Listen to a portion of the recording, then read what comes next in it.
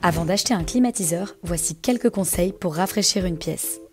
Aérer en soirée, la nuit et le matin. Fermer fenêtres, volets et rideaux dans la journée. Garnir son logement et sa terrasse de plantes. Placez une bouteille d'eau congelée juste devant un ventilateur. L'air sera nettement moins étouffant car le ventilateur diffuse la fraîcheur de la bouteille dans toute la pièce. Si toutes ces actions ne suffisent pas et la climatisation reste nécessaire, alors voici nos conseils pour bien choisir son climatiseur.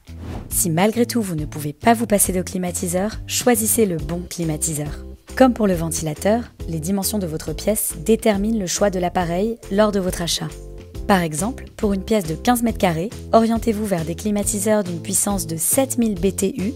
Le BTU est l'unité anglaise signifiant British Thermal Unit, 9000 BTU pour 25 m² et 12000 BTU pour 35 m².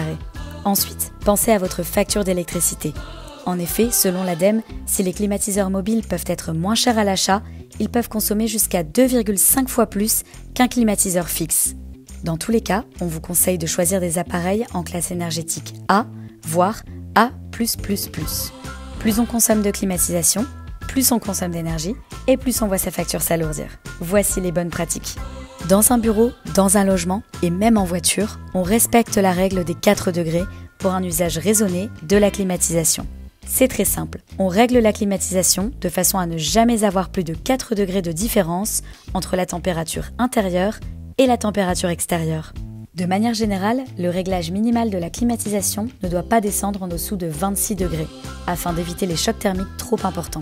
Et enfin, pour avoir un usage sobre de la climatisation, passez d'une température de consigne de 22 degrés à 27 degrés. Cela permet de diviser par 2 la consommation d'énergie de l'appareil. Ça fait réfléchir, non ? On appuie sur Off. Cela peut sembler idiot à dire et pourtant il est très utile de le rappeler. Lorsque l'on part ou que l'on quitte un lieu climatisé, on coupe la climatisation. Pourquoi continuer à climatiser un espace dans lequel plus personne ne se trouve, hormis pour payer une note salée d'électricité ?